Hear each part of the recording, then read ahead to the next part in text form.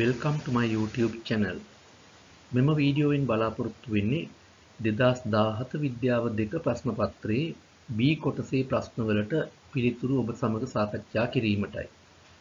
ඔබ මෙම ප්‍රශ්න පත්‍රය සොයාගෙන කලින් පිළිතුරු ලියා මෙම වීඩියෝව නැරඹීමට සූදානම් වන්න. එසේ නොමැතිනම් මෙම වීඩියෝවේ ප්‍රශ්නය දිස්වන අවස්ථාවේ ප්‍රශ්නය හොඳින් කියවා පිළිතුරු ලියන්න. එම අවස්ථාවේදී වීඩියෝ මදකට නවත්වන්න. පිළිතුරු ලිවීමෙන් පසු නැවත වීඩියෝව ආරම්භ කරන්න සාකච්ඡාවට සහභාගී වීම සඳහා.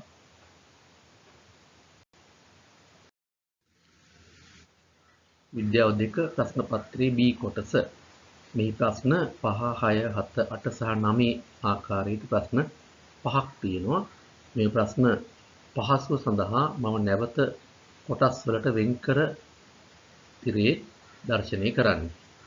ඒ ඔබේ පහසුව සඳහා. දැන් ප්‍රශ්නාංක 5 A කොටසේ 1, 2 සහ 3 කොටස් වලට පිළිතුරු සපයන්න. ඉන්පසු සාකච්ඡාවට සහභාගී වන්න. A කොටස මිනිසාගේ රුධිරයේ අඩංගු සංඝටක කීපයක් පහත දැක්වේ.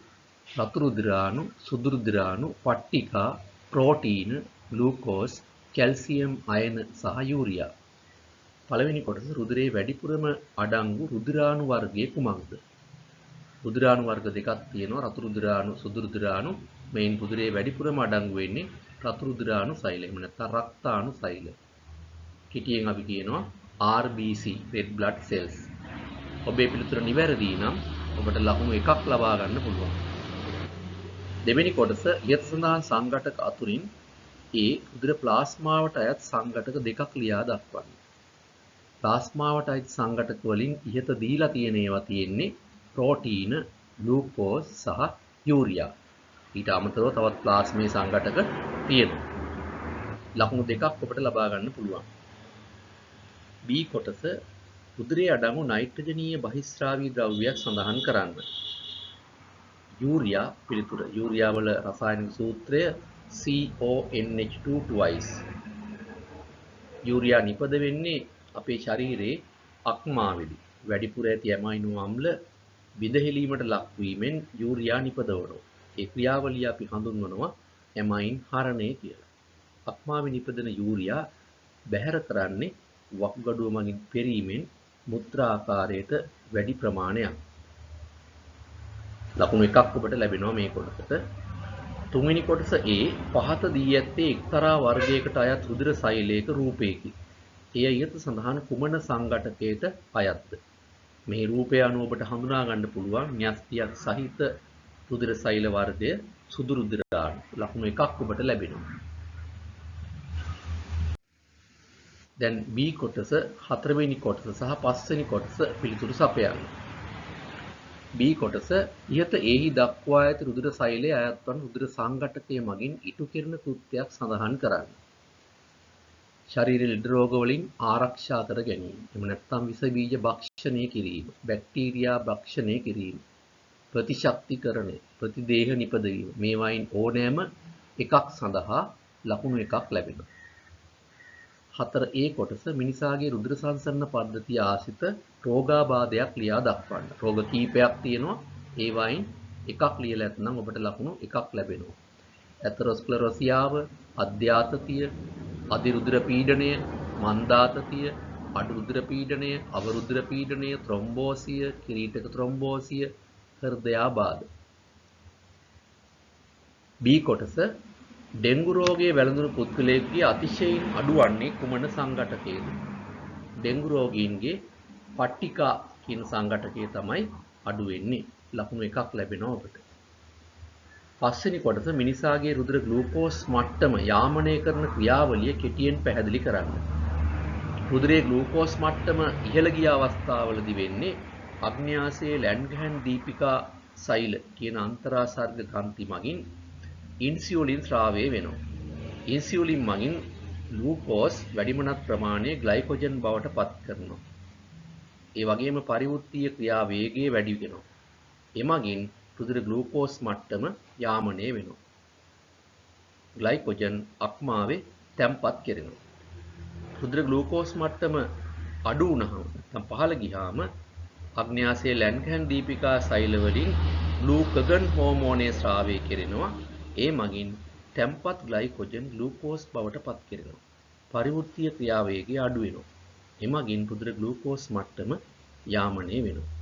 ලකුණු දෙකක් ලැබෙනවා මේ පැහැදිලි කිරීම දෙක සඳහා.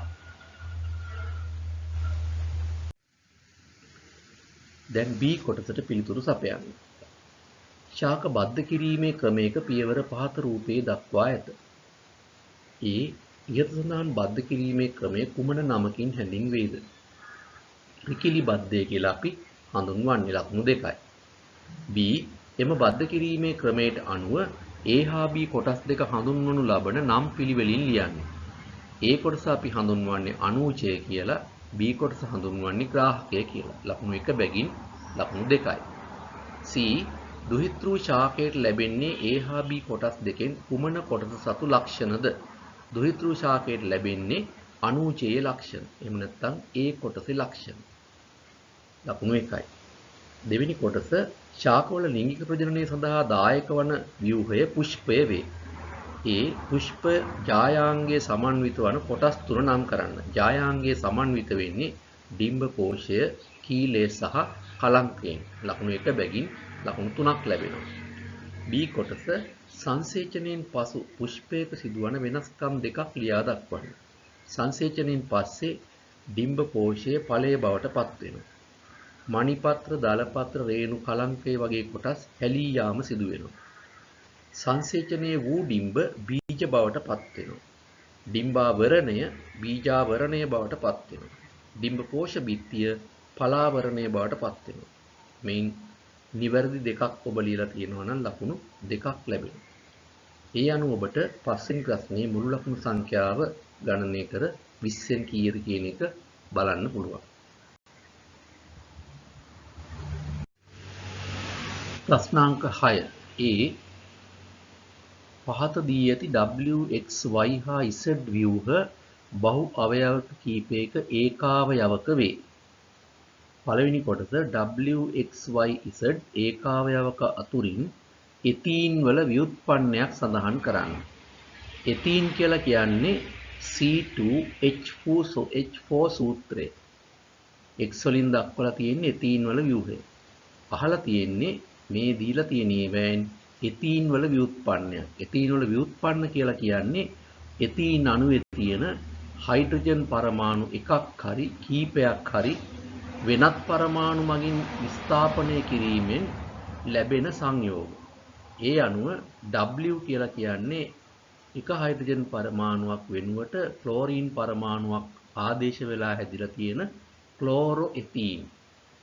Z වලින් දැක්වෙන්නේ හයිඩ්‍රජන් පරමාණු 4ම එතීන් වල තියෙන විස්ථාපනය වෙලා ඒ වෙනුවට ෆ්ලෝරින් පරමාණු 4ක් ආදේශ වෙලා තියෙන අවස්ථාව. ටෙට්‍රාෆ්ලෝරෝඑතීන්. එමනම් නිවැරදි පිළිතුර වෙනවා W සහ Z. එහෙම නැත්නම් ක්ලෝරෝඑතීන් හා ටෙට්‍රාෆ්ලෝරෝඑතීන්. මේන් එකක් තියෙනවා නම් ලකුණු එකක් ලබා ගන්න පුළුවන්. දෙවෙනි කොටස W, X හා Y ඒකාවයවක වලින් ලැබෙන බහු අවයවක පිළිවෙලින් නම් කරන්න. W කියන්නේ ක්ලෝරෝඑතීන්. ක්ලෝරෝඑතීන් වලින් ලැබෙන බහු අවයවකය පොලික්ලෝරෝඑතීන්. එහෙම නැත්නම් පොලිවිනයිල් ක්ලෝරයිඩ්. එමත් නැත්නම් පොලික්ලෝරෝඑතීන්. PVC කියලා අපි හඳුන්වනවා. X වලින් ලැබෙන බහු අවයවකේ තමයි පොලිඑතීන්. එහෙම නැත්නම් පොලිතීන්. එහෙමත් නැත්නම් පොලිඑතිලීන් කියලා අපි හඳුන්වන්නේ. Y වලින් ලැබෙන බහු අවයවකයේ තමයි රබර්. එහෙම නැත්නම් ස්වභාවික රබර්. ඒ කියන්නේ පොලිඅයිසෝප්‍රීන්.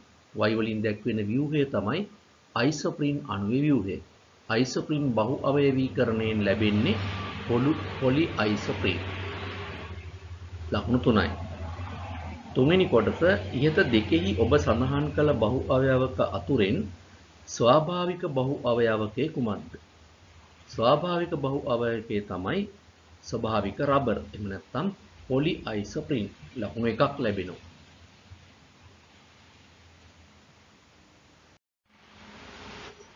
B කොටසට පිළිතුරු සපයන්න. පහත රූපවල A හා B මගින් දැක්වෙන්නේ කෝෂ දෙකකි. ඒ වලින් දැක්වෙනවා සිංක් ඉලෙක්ට්‍රෝඩයත් යකඩ ඉලෙක්ට්‍රෝඩයත් තනුක සල්ෆියුරික් අම්ලය තුල ගිල්වලා කම්බියකින් සම්බන්ධ කරලා තියෙන අවස්ථාව. B වලින් දැක්වෙනවා විලීන සෝඩියම් ක්ලෝරයිඩ් තුල කාබන් ඉලෙක්ට්‍රෝඩ දෙකක් ගිල්වලා බැටරියට සම්බන්ධ කරලා තියෙන අවස්ථාව. පළවෙනි කොටස ඉහත A හා B කෝෂ දෙකෙන් විද්‍යුත් විච්ඡේදන කෝෂයේ කුමක්ද? විද්‍යුත් විච්ඡේදන කෝෂය වෙන්නේ B. ලකුණු එකක් ලැබෙනවා. ඒකට හේතුව බැටරියක් සම්බන්ධ කරලා තියෙනවා ඉලෙක්ට්‍රෝඩ වලට විද්‍යුත් විච්ඡේදයක් තියෙනවා. දෙවෙනි කොටස A කෝෂයේ ක්‍රියාත්මක වන අවස්ථාවේදී ලැබෙන නිරීක්ෂණයක් ලියන්න. A කෝෂය කියන්නේ විද්‍යුත් රසායනික කෝෂයක්. තනුක සල්ෆියුරික් අම්ලය තුල සිංක් සහ යකඩ ඉලෙක්ට්‍රෝඩ දෙක ගිල්වලා තියෙනවා. මේ අවස්ථාවේදී යකඩ ඉලෙක්ට්‍රෝඩයේ අසල වායු බුබුලු පිටවීම සිදු වෙනවා. ඒ වගේම සිංක් ඉලෙක්ට්‍රෝඩයේ ක්‍රමයෙන් දියවීම සිදු වෙනවා.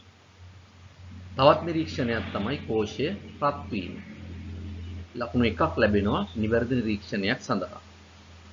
තුන්වෙනි කොටස A B කෝෂයේ සිදුවන කැතෝඩ ප්‍රතික්‍රියාව ලියා දක්වන්න. B කෝෂයේ බැටරිය ඍණාග්‍රයට සම්බන්ධ කරලා තියෙන ඉලෙක්ට්‍රෝඩය තමයි කැතෝඩය වෙන්නේ. ධනාග්‍රයට සම්බන්ධ කරලා තියෙන ඉලෙක්ට්‍රෝඩය තමයි ඇනෝඩය වෙන්නේ.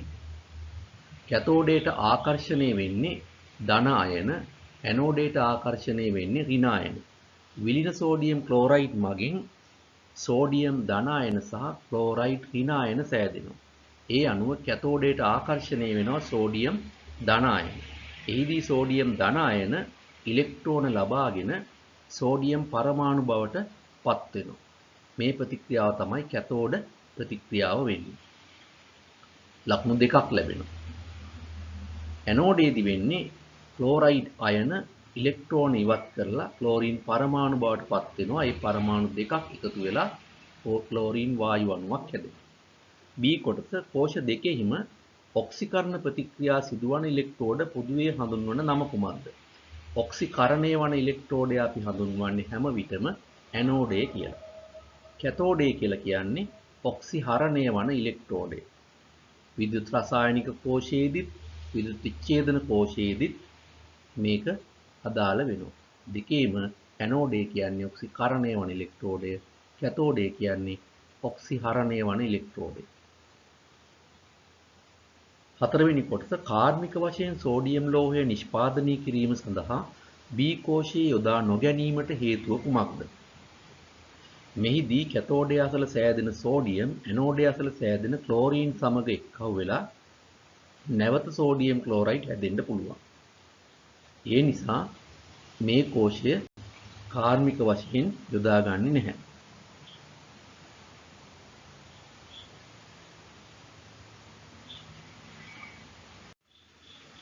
C කොටස සඳහා පිළිතුරු සපයන්න. පළවෙනි කොටස මිශ්‍රණවල අඩංගු සංඝටක වෙන් කර ගැනීමට අදාළ අවස්ථා තුනක් පහත දැක්වේ. 1. ඛනිජ වැලි වලින් ඛනිජ වෙන් කර ගැනීම. 2. බොර තෙල් පිරිපහදුව මගින් පෙට්‍රෝලියම් ඉන්ධන වෙන් කර ගැනීම. 3. ලිං ජලයෙන් ආසුත ජලය ලබා ගැනීම. ඉහත 1, 2 හා 3 අවස්ථාවලදී භාවිතා කරන වෙන් කිරීමේ ක්‍රම පිළිවෙලින් ලියන්න. ඛනිජ වැලි වලින් ඛනිජ වෙන් කිරීම සඳහා අනුගමනය කරන්නේ භෞතික ක්‍රම. එහෙම නැත්නම් යාන්ත්‍රික ක්‍රමයක්. පෙරීම, ගැරීම, ඒ වගේ ක්‍රම. චුම්බකයක් ඇල්ලීම. දෙවෙනි කොටස බොර තෙල් පිරිපහදුව මගින් පෙට්‍රෝලියම් ඉන්ධන වෙන් කර ගැනීම. මේ සඳහා අනුගමනය කරනවා භාගික ආසවන ක්‍රියාවලිය. එක එක උෂ්ණත්වයේදී එක් එක් ද්‍රව්‍ය වෙන් කර ගන්නවා භාගික ආසවන කුළුණක් භාවිතා කරලා. තුන්වෙනි කොටස ලිං ජලයෙන් ආසුත ජලය ලබා ගැනීම. මෙහිදී අපි භාවිතා කරන්නේ සරල ආසවන ක්‍රමය. ජලය රත් කරලා හිමාලය බවට පත් වෙන්නට ඇරලා ඒ හිමාලයේ ඝනීභවණයෙන් නැවත ජලය ලබා ගන්නවා. ලකුණු 3ක් ලැබෙනවා. දෙවෙනි කොටස විද්‍යාගාරයේදී සම්මත ද්‍රාවණ සැකසීම සඳහා ද්‍රාවකයක් ලෙස ආසුත ජලය සුලභවම යොදා ගැනීම. ඒ කොටස ඝන ඩෙසිමීටරයට මවුල 1 සෝඩියම් ක්ලෝරයිඩ් ද්‍රාවණයක ඝන සෙන්ටිමීටර 100ක් සාදා ගැනීමට අවශ්‍ය සෝඩියම් ක්ලෝරයිඩ් ස්කන්ධය ගණනය කරන්න. සෝඩියම් ක්ලෝරයිඩ් වල මෞලික ස්කන්ධය දීලා තියෙනවා මවුලයට ග්‍රෑම් 58.5යි. එහෙමනම් සෝඩියම් ක්ලෝරයිඩ් ඝන දෙසිමීටර මවුල එකේ සාන්ද්‍රණය තියෙන ඝන සෙන්ටිමීටර 1000ක් සෑදීමට නම් මවුලයක් අවශ්‍යයි. ඒ කියන්නේ ග්‍රෑම් 58.5ක් අවශ්‍ය වෙනවා. එහෙමනම් එම ද්‍රාවණයෙන් ඝන සෙන්ටිමීටර 1ක් සාදන්න නම් අවශ්‍ය ස්කන්ධය කියන්නේ 58.5 1000න් බෙදුවම ලැබෙන ස්කන්ධය. ඒ අනුව ඝන සෙන්ටිමීටර 100ක් හදන්න නම් ඒ වගේ 100 ගුණයක් අවශ්‍ය වෙනවා. ඒ අනුව අවශ්‍ය NaCl ස්කන්ධය වෙනවා 58.5 බෙදීම 1000 වැඩි කිරීම 100. සුළු කරාම 5.85 ග්‍රෑම්. ලකුණු දෙකක් ලැබෙනවා.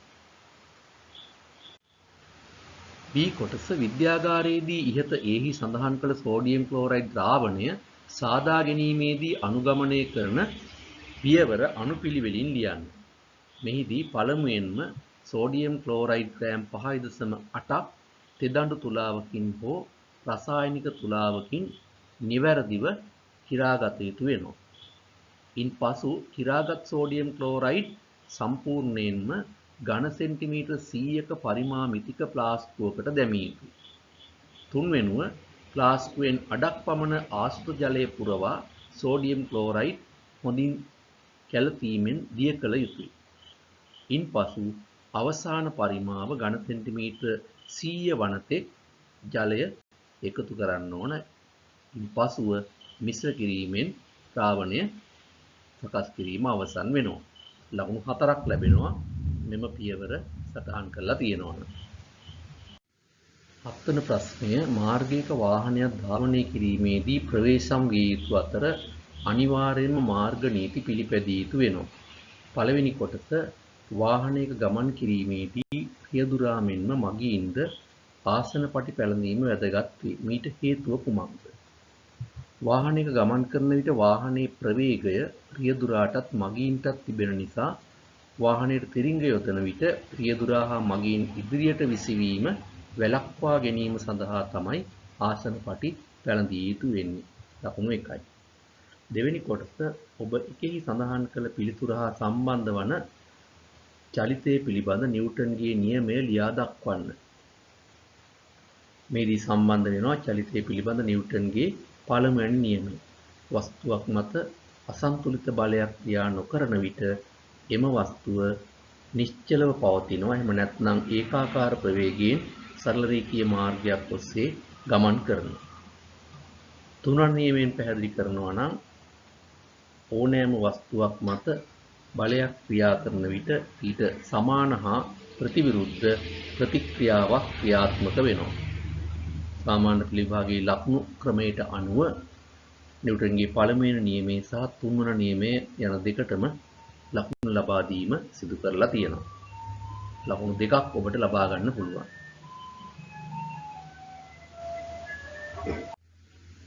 තුන්වෙනි කොටස අධිවේගී මාර්ගයක ආරම්භයේ සිට එම මාර්ගයේ අවසානය දක්වා හි වාහනයක් ධාවනය කිරීමට නියම කර ඇති උපරිම ප්‍රවේගයෙන් ධාවනය වූ ඒනම් වාහනයකට දාල විස්ථාපනකාර ප්‍රස්ථාරය මෙහි දැක්වේ. මෙහිදී අධිවේගී මාර්ගය තිරස් හා සරල රේඛීයයි උපකල්පනය කර ඇත. ප්‍රස්ථාරයේ භාවිතයෙන් පහත දී ඇති ප්‍රශ්නවලට පිළිතුරු සපයන්න. ඒ කොටස අධිවේගී මාර්ගයේ දිග කොපමණද? විස්ථාපන කාල ප්‍රස්ථාරයෙන් දැක්වෙනවා සිදු වෙලා තියෙන විස්ථාපනය මීටර 27000යි. එහෙමනම් අධිවේගී මාර්ගයේ දිග සමාන වෙනවා සිදු වූ විස්ථාපනයට. හේතුව අධිවේගී මාර්ගය සරල රේඛීය මාර්ගයක් නිසා. එහෙම නැත්නම් කිලෝමීටර් වලින් නම් 27යි.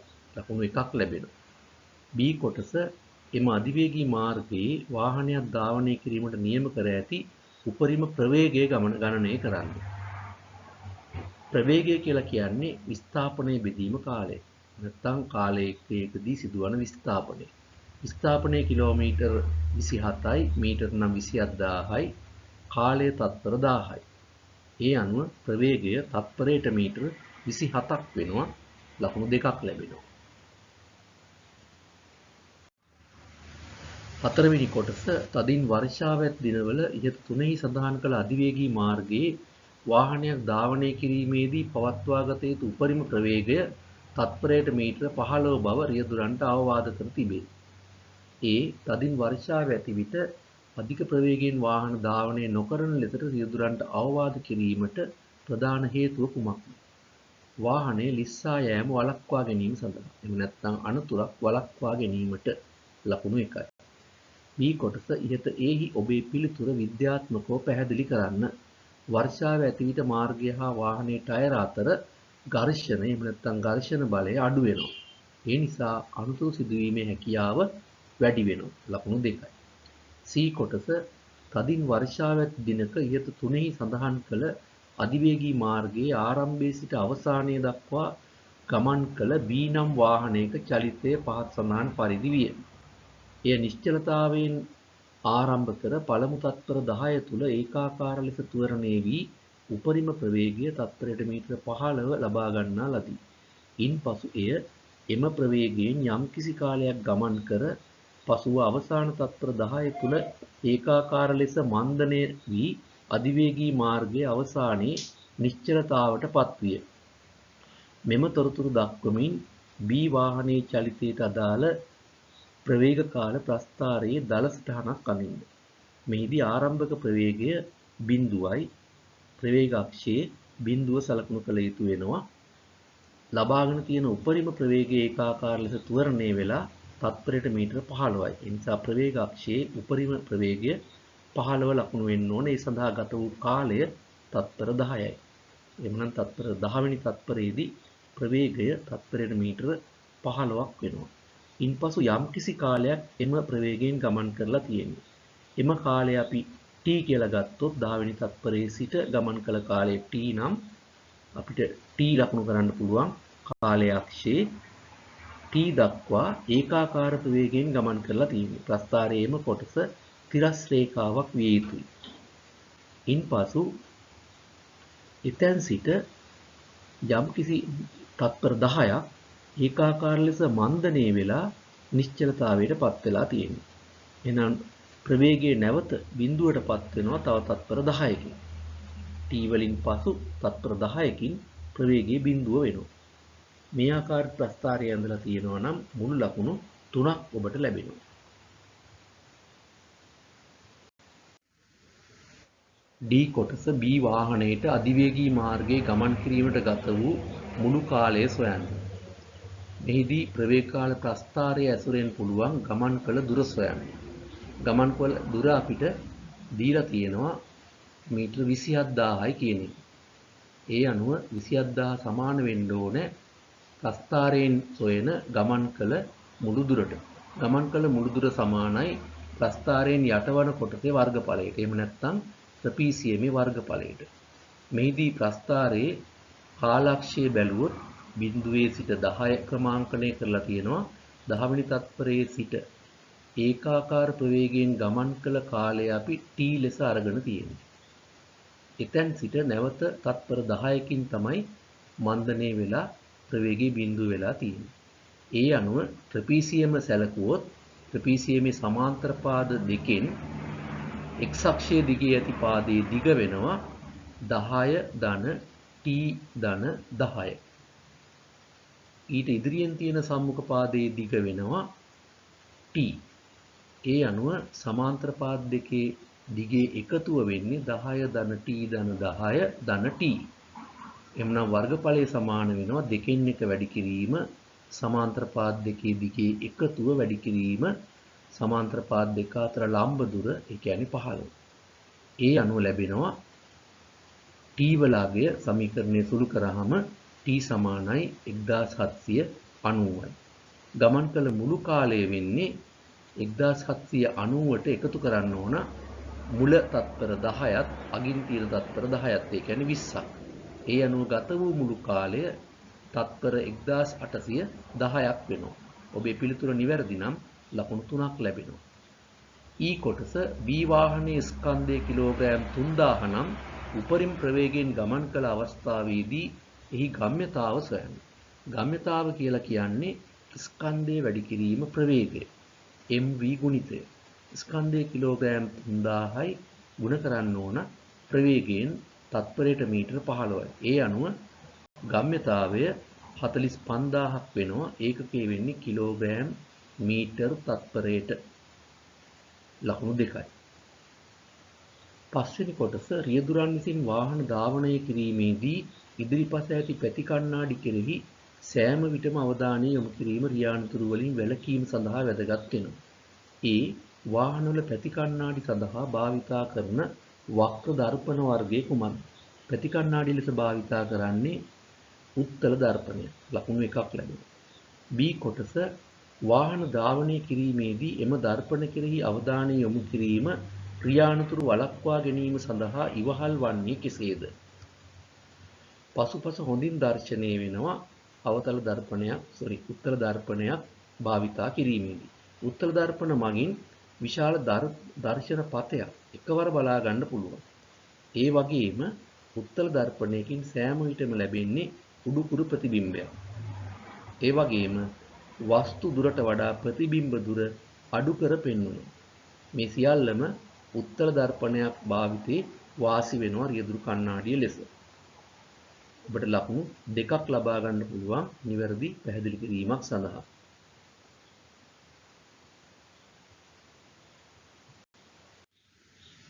අටවෙනි ප්‍රශ්නය ඒ කොටස මෙන්ඩල් විසින් ගෙවතු මෑශාකයේ තෝරාගෙන ආවේනීය පිළිබඳව කරන ලද පරීක්ෂණයට අදාළ රූප සටහනක් පහත දැක්වේ.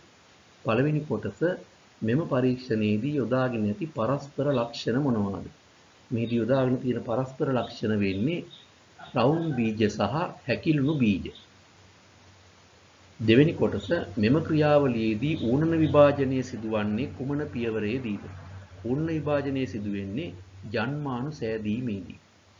මෙම සටහන දෙස ඔබ බැලුවොත් පේනවා රවුම් බීජ සහිත ශාකයේ ප්‍රවේණි දර්ශය R හැකිලුණු බීජ සහිත ශාකයේ ප්‍රවේණි දර්ශය R. ඒ අනුව ජන්මානු වර්ග දෙක R සහ R වෙනවා.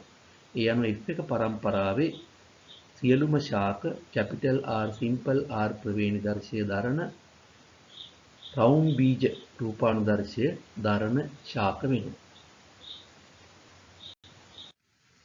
තුන්වෙනි කොටස ඉහත පරීක්ෂණයට අනුව F1 පරම්පරාවේ ඒකාංග මුහුමක ලක්ෂණ ප්‍රවේණිගත වන ආකාරයේ රූප සටහනක් මගින් පෙන්වන්න. මෙහිදී F1 පරම්පරාවේ ප්‍රවේණි දර්ශය වෙන්නේ R. එවැනි ශාක දෙකක් අතර මුහුමකදී ජන්මානු හැදෙනවා. එක් ශාකයකින් R අනිකෙනුත් R. ඒ අනුව දෙක පරම්පරාව වෙනවා R සහ R. ඒ අනුව ලකුණු 3ක් ලැබෙනවා. මෙම සටහන හෝ පණ කොටුව මගින් දක්වා කියන්න පුළුවන්. ඒ අනුව ලකුණු 3ක් ලබා ගන්න පුළුවන් වෙනවා. B කොටස ඉහත මුහුමේ F2 පරම්පරාවේ ලැබෙන දුහිතෘ ජීවීන්ගේ ප්‍රවේණි දර්ශ සහ ඒවාට අනුරූප රූපානුදර්ශ ලියන්න. R කියලා කියන්නේ ප්‍රවේණි දර්ශය, රූපානුදර්ශය රවුම් බීජ වෙනවා. R කියන ප්‍රවේණි දර්ශය, රූපානුදර්ශය රවුම් බීජ වෙනවා. ප්‍රමුඛ ලක්ෂණය රවුම් බීජ සහිත ලක්ෂණය නිසා. R ප්‍රවේණි දර්ශය සහිත ශාකයේ රූපානුදර්ශය හැකිලුණු බීජ වෙනවා. ඒ අනුව ලකුණු 3ක් ලැබෙනවා. හතරවෙනි කොටස ඉහත සඳහන් පරිදි ආවේනික ලක්ෂණ ඊළඟ පරම්පරාවට සම්ප්‍රේෂණය වීම සෑම ජීවියෙකුටම පොදු වේ. ඒ අනුව ලේනෑයින් අතර විවාහ සිදු නොකිරීමේ වැදගත්කම පැහැදිලි කරන්න. ලේනෑයින් අතර සිදුවන විවාහය මගින් යටපත් වූ නිලීන ඡාන නිලීන ලක්ෂණ ඉස්මතු වීම නිසා ආවේනික රෝග ඉස්මතු වීමේ ප්‍රවණතාවය වැඩි වෙනවා. ලකුණු 2ක් ලැබෙනවා. B කොටස නිවසක භාවිතා කරන විද්‍යුත් උපකරණ කීපයක් පහත දී ඇත. රූපවාහිනිය, ප්‍රදීපන පහන, ශුද්‍ර තරංග උදුන, ඉල්ලුම් තාපකය, තාපන පළකය, විදුලි ස්ත්‍රික්කය. පළවෙනි කොටස ඉහත සඳහන් සමහර උපකරණ භාවිතයේදී අනිවාර්යෙන්ම තුන්කූරු පේනු භාවිතා කළ යුතුය. ඒ කොටස එම උපකරණ අතුරින් තුන්කූරු පේනුව භාවිතා කළ යුතු උපකරණයක් නම් කරන්න. ශුද්ධ තරංග උදුන, තාපන පළකය, ඉල්ලුම් තාපකය සහ විදුලි ස්ත්‍රික්කය. ඕනෑම පිළිතුරක් සඳහා ලකුණු 1යි.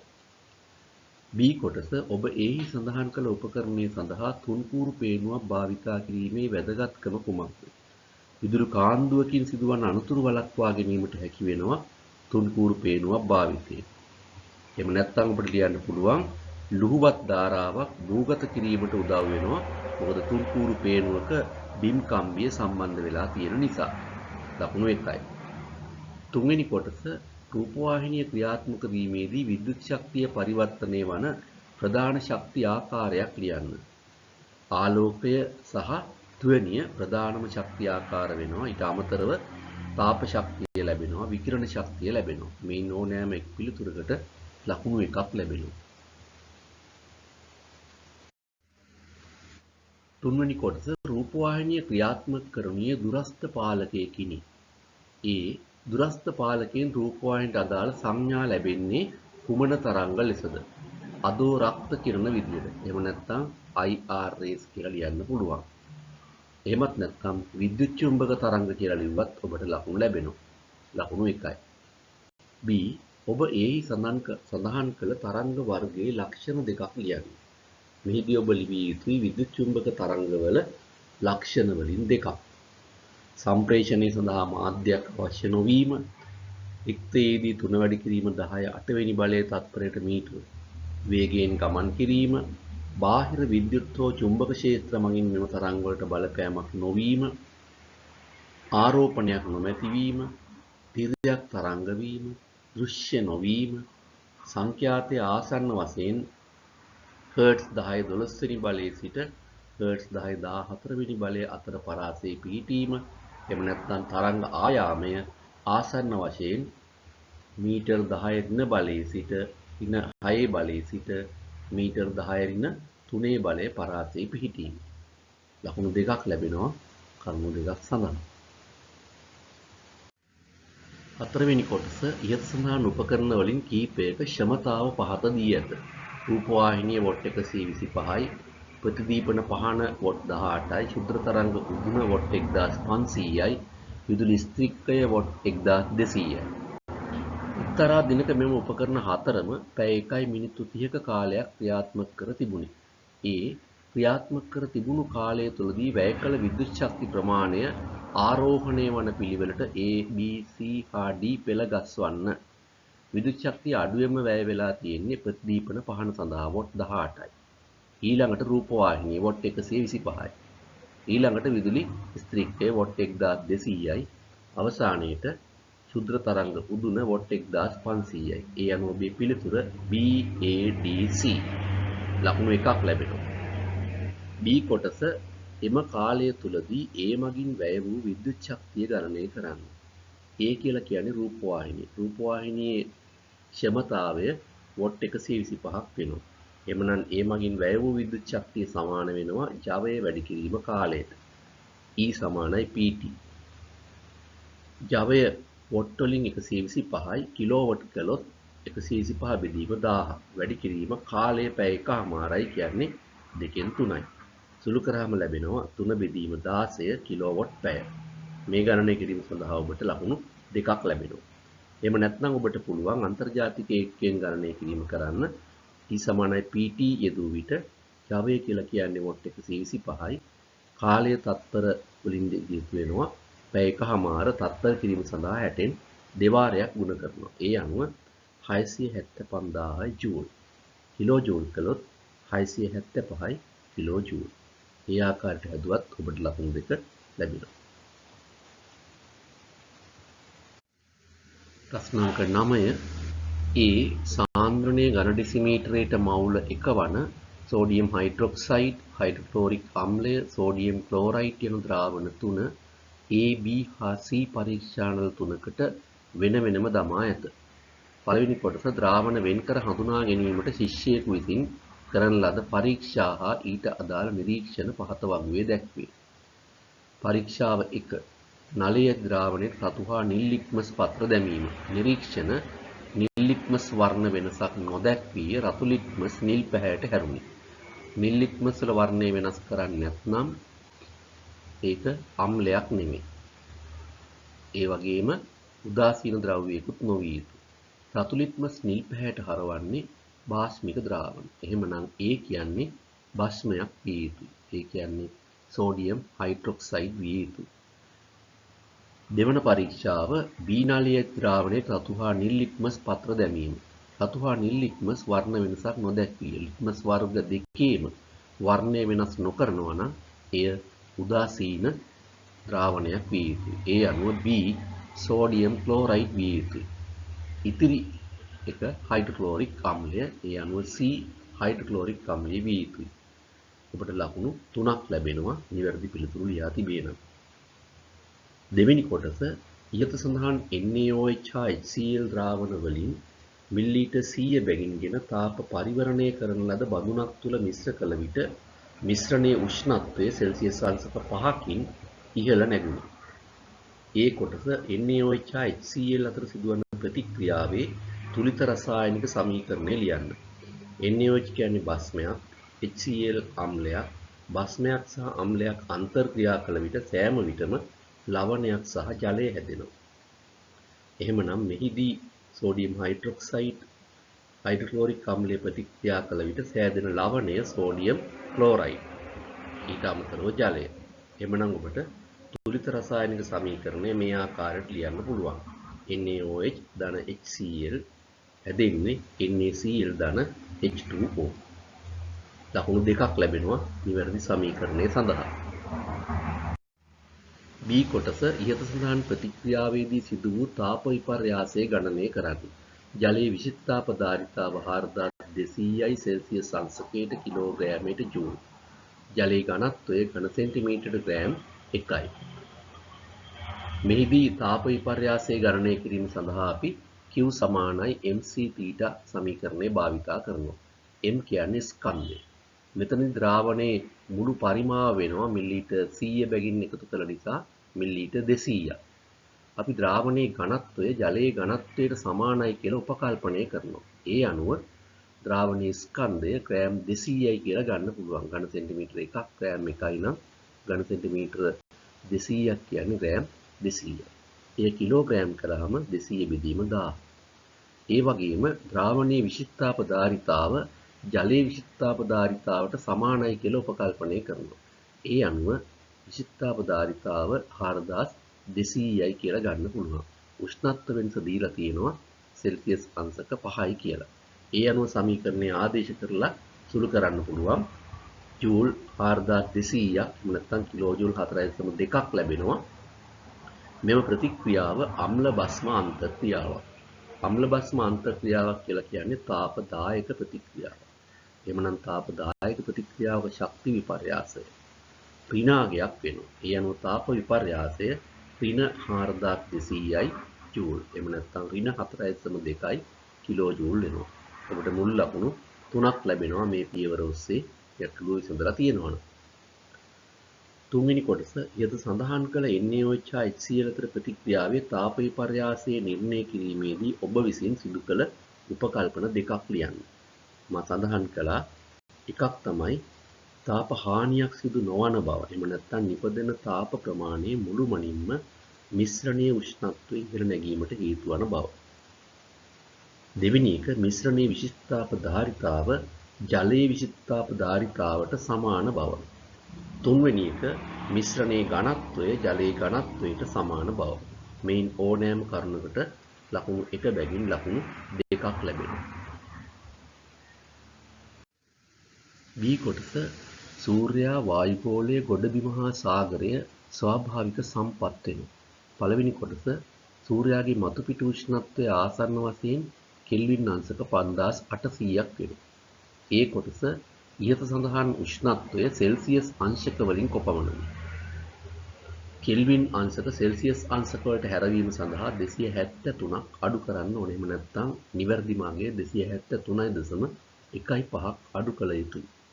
ඒ අනුව 5527යි සෙල්සියස් එහෙම නැත්නම් 5526.85යි සෙල්සියස් විදිහට පිළිතුර ලබා ගන්න පුළුවන්. ලකුණු එකක් ලැබෙනවා. B කොටස සූර්යාගේ සිට පෘථිවියට තාපයේ සංක්‍රමණය වන්නේ කුමන තාප සංක්‍රමණ ක්‍රමයෙන්ද? තාපයේ සංක්‍රමණය වන ක්‍රම තුනක් තියෙනවා. සන්නයනය, සංවහනය සහ විකිරණය. මේන් සූර්යාගේ සිට පෘථිවියට තාපය ගමන් කරන්නේ විකිරණයේ ආකාරයෙන්. කිරණ විදියට පෘථිවියට තාපය ලැබෙනවා. C කොටස සූර්ය තාපයේ හේතු කොටගෙන දිවා කාලයේදී මුහුදු සුළං ඇතිවන ආකාරය විද්‍යාත්මකව පැහැදිලි කරන්න. දිවා කාලයේදී මුහුදට සාපේක්ෂව ගොඩබිම වැඩියෙන් රත් වෙනවා. ඒකට හේතුව තමයි පොළව සහ ජලය සැලකුවොත් පොළවේ විශිෂ්ඨාපධාරිතාව ජලයේ විශිෂ්ඨාපධාරිතාවට වඩා අඩුයි. විශිෂ්ඨාපධාරිතාව අඩු දේවල් ඉක්මනින් රත් වෙනවා. විශිෂ්ඨාපධාරිතාව වැඩි එක ඉක්මනින් රත් වෙන්නේ නැහැ. හිමින් රත් වෙනවා. සිසිල් වීමේදීත් විශිෂ්ඨාපධාරිතාව අඩු එක ඉක්මනින් සිසිල් වෙනවා. වැඩි එක හිමින් සිසිල් වෙන්නේ. ඒ අනුව දිවා කාලයේදී මුහුදට සාපේක්ෂව ගොඩබිම රත් වීම වැඩි. එවිට ගොඩබිම ආසන්නයේ තියෙන වාතය රත් වෙලා ඉහළට යනවා. ඒ අඩුව පිරවීම සඳහා මුහුදේ සිට ගොඩබිම දෙසට වායු ප්‍රවාහයක් ඇදීගෙන එනවා. එය අපි හඳුන්වනවා මේ ආකාරයට මුහුදු සුළං ලෙස. ලකුණු 3ක් ලැබෙනවා. දෙවෙනි කොටස එක්තරා දිනක මුහුදු මට්ටමේදී වායුගෝලීය පීඩනය රසදිය සෙන්ටිමීටර 76ද මුහුදු මට්ටමේ සිට කිලෝමීටර් 10ක උසකදී වායුගෝලීය පීඩනය රසදිය සෙන්ටිමීටර 20ද විය. ඉහත සඳහන් වායුගෝලීය පීඩන මිනුම් ලබා ගැනීමට භාවිතා කරන විද්‍යාගාර උපකරණයක් නම් කරන්න. පාවිච්චි කරන්නේ වායු පීඩන මානය. ඒක නිර්ද්‍රව වායු පීඩන මානය වෙන්න පුළුවන්. එහෙම නැත්නම් රසදිය වායු පීඩන මානයක් වෙන්න පුළුවන්. නිර්ද්‍රව වායු පීඩන මානයම තමයි ඇනරොයිඩ් බැරෝමීටර් කියලා අපි කියන්නේ. ලකුණු 1ක් ලැබෙනවා පිටුතුර නිවැරදි නම්. B කොටස ඉහත නිරීක්ෂණය කරන ලද පීඩන වෙනසට හේතුව කුමක්ද? මුහුදු මට්ටමට ඉහළින් පවතින වාත ස්තරයේ උසට වඩා කිලෝමීටර් 10ක උසකදී ඊට ඉහළින් පවතින වාත ස්තරයේ උඩ උස අඩුයි. වාත කඳේ උස අඩු වෙද්දී යෙදෙන පීඩනය අඩු වෙනවා. ඒ නිසා ඉහළදී පීඩනය අඩු වෙනවා. එහෙම නැත්නම් ඔබට ලියන්න පුළුවන් මුහුදු මට්ටමේ සිට ඉහළට යන විට වාතයේ ඝනත්වය අඩු වෙනවා. ඝනත්වය අඩු වෙනකොට වායු පීඩනය අඩු වෙනවා. මුහුදු මට්ටමේ සිට ඉහළට යන විට වායු කඳේ උස අඩු වෙනවා. උස අඩු වෙනකොට පීඩනය අඩු වෙනවා. මේ නිවැරදි පැහැදිලි කිරීම සඳහා ලකුණු 1ක් ලැබෙනවා. දෙවෙනි කොටස සාගරයේ මතු පිට සිට කිලෝමීටර් 2ක ගැඹුරකින් පිහිටි ස්ථානයක පවතින ද්‍රව ස්ථිතික පීඩනය ගණනය කරන්න. සාගර ජලයේ ඝනත්වය ඝන මීටරට කිලෝග්‍රෑම් 1050 ලෙසද ගුරුත්වයේ ත්වරණය තත්පර වර්ගයට මීටර 10 ලෙසද සලකන්න. ද්‍රව ස්ථිති පීඩනය සොයන්නේ පීඩනය සමානයි H/ρg සමීකරණය යෙදීමෙන්. ගැඹුර වැඩි කිරීම ද්‍රවයේ ඝනත්වය වැඩි කිරීම ගුරුත්වජ ත්වරණය. ගැඹුර කිලෝමීටර් 2යි මීටර කළොත් 2 වැඩි කිරීම 1000. ඝනත්වය 1050යි ඝන මීටර කිලෝග්‍රෑම් වලින් ගුරුත්වය ත්වරණය 10යි තත්පර වර්ගයට මීටර. මේ සුළු කිරීමෙන් ඔබට පිළිතුර ලබා ගන්න පුළුවන් පැස්කල් වලින් එහෙම නැත්නම් වර්ග මීටර නිව්ටන් වලින් 21 වැඩි කිරීම 10 6 වෙනි බලය වෙනවා. ලකුණු 3ක් ලැබෙනවා පියවර සඳහා.